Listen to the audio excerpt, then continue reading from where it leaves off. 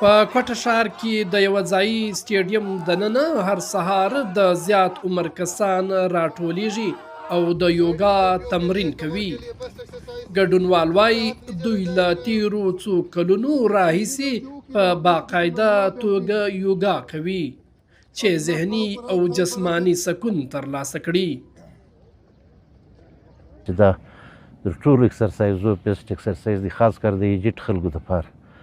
اور چونکه دا فوکس کوي پر بریتینګ او پر سټیچینګ باندې، چې پر دغه عمر باندې د بریتینګ او د سټیچینګ په ذریعه باندې ډېر څه بهتري محسوسوي. خاص کر دا خلک دا زموږ ملګري تقریبا 60 پلس دي، او هر سړی چې راغلی دی تقریبا ډېره بهتري محسوس کړې ده، فټنس یې محسوس کړی دی، او خوشحالي او چستي او پرتي او مطلب هغه ټریس او هغه شیانو څخه ډېر رالرې سوي دي، ډېر مطلب ښه محسوسوي.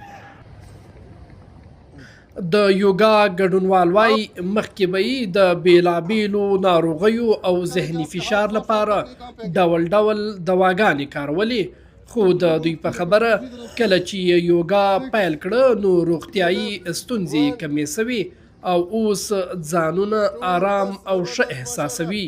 مخکې تر دې ما یو واک کوي، بیا په مابینځ کې ماته د کینسر تکلیف پیدا سو د پروسټیټ، بیا هغه دوا ما کړ، خو زما ته چې ډېره فایده وکړله دغه یوګا ډېر زه کنټرول کړی یم. الحمدلله اوس پرون مې هم ټسټونه وکړله، بالکل نورمال راووتله. نو الحمدلله د دې یوګا په سبب باندې زما ټولې مریضیانې کنټرول دي.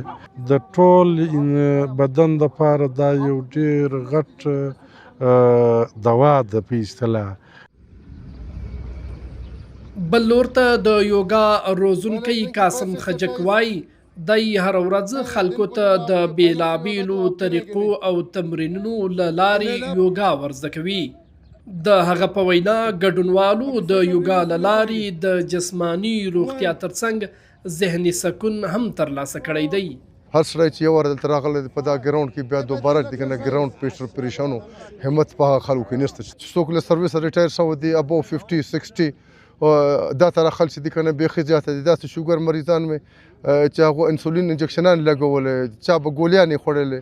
دلته الحمدلله واک کوم د شوګر او د بلډ پریشر دا دغه هغو سره چې دی که نه هغو ګولیانې پرېښولې او فرسټ کلاس ماشاءالله دا دغه کوي. اور زموږ چې دی که نه یو سلوګن دی چې پارکوں کو آباد کرو اور اسپتالوں کو ویران کرو. ډاکټران وایي د درملو ترڅنګ یوګا او تمرینونه د ذهني سکون لپاره زیات ګټور دي.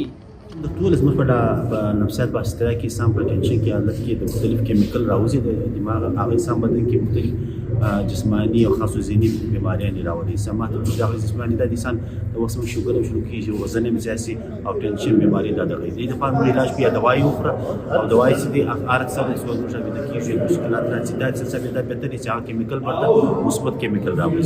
هم مثبت کیمیکل انسان خوشاله ساتي، انسان بهتر ساتي، انسان اکټیو ساتي او انسان چې مثبت سوچن په دې کې راځي.